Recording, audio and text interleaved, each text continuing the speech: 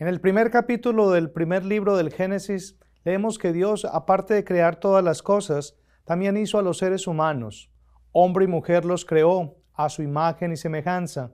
Dios creó a Adán y Eva para que entablaran una amistad con Él y con los demás. Pero estos, habiendo sido tentados por la serpiente que les dijo que serían como Dios si quebrantaban el mandato de obedecer al Señor al comer del fruto prohibido, atrajeron sobre sí mismos y sobre sus descendientes los efectos del pecado original. Aquel primer pecado de desobediencia a Dios se convirtió en el patrón de todo tipo malvado de pensamiento o acción.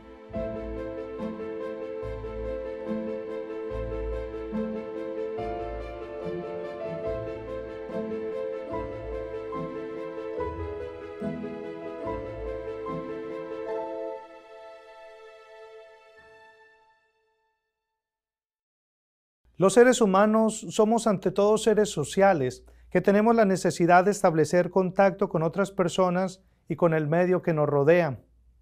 El capítulo 2 del libro del Génesis, verso 18, nos habla que cuando Dios creó todas las cosas, noche y día, cielo y mar, tierra y vegetación, estrellas, sol y luna, mar y criaturas marinas, incluyendo los peces y las aves y todos los demás animales, después creó al hombre.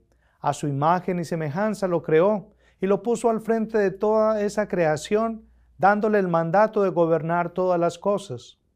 Luego vio que Adán se seguía sintiendo solo y pensó en darle una compañera, carne de su carne, llamada Eva. De esa manera, la necesidad de Adán de establecer contacto con toda la creación se vio realizada al tener una compañía adecuada con quien pudiera alabar al Creador. Cuando Dios creó a Adán y Eva para que entablaran una amistad con Él y con las demás cosas, buscó la manera de comunicarse con ellos, de guiarlos, de hacerles entender que Él era un Padre para ellos. Como dice San Buenaventura, doctor de la Iglesia, Dios ha creado todas las cosas no para aumentar su gloria, sino para manifestarla y comunicarla. Esa comunicación era directa, sin intermediarios, como aquel que habla con claridad y no necesita explicación. Era una comunicación llena de amor porque salía del corazón de un Dios que es amor, como lo dice San Juan en su primera carta, o como bien lo dice Santo Tomás de Aquino, porque Dios no tiene otra razón para crear que su amor y su bondad. Abierta su mano con la llave del amor, surgieron las criaturas. El Catecismo de la Iglesia Católica dice en su numeral 319 que Dios creó el mundo para manifestar y comunicar su gloria.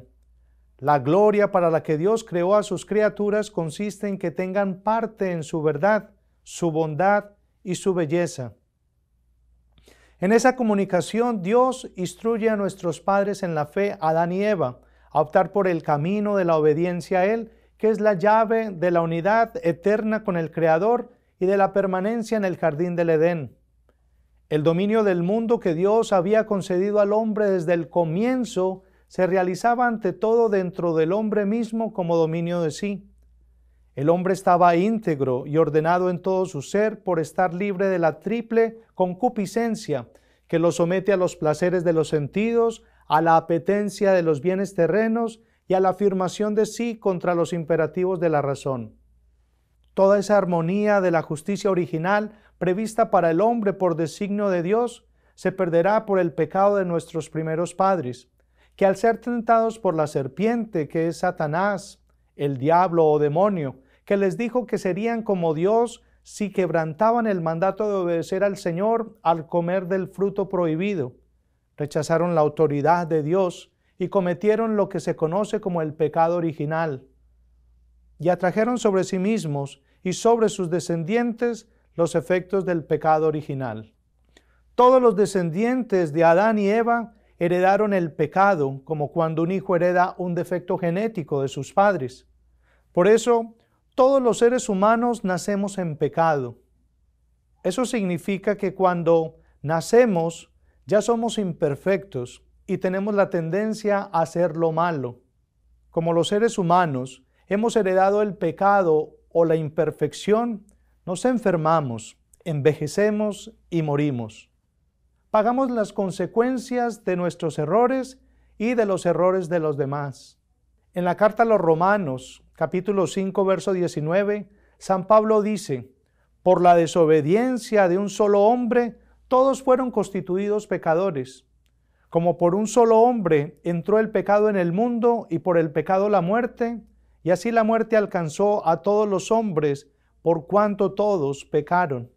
El Concilio Vaticano II, en la Constitución Pastoral Gaudio et Spes sobre la Iglesia en el mundo actual, numeral 37, parágrafo 2, dice que a través de toda la historia del hombre se extiende una dura batalla contra los poderes de las tinieblas que, iniciada ya desde el origen del mundo, durará hasta el último día, según dice el Señor. Inserto en esta lucha, el hombre debe combatir continuamente para adherirse al bien, y no sin grandes trabajos, con la ayuda de la gracia de Dios, es capaz de lograr la unidad en sí mismo. El sacramento del bautismo, dando la vida de la gracia de Cristo, borra el pecado original y devuelve el hombre a Dios, pero las consecuencias para la naturaleza, debilitada e inclinada al mal, persisten en el hombre y lo llaman al combate espiritual.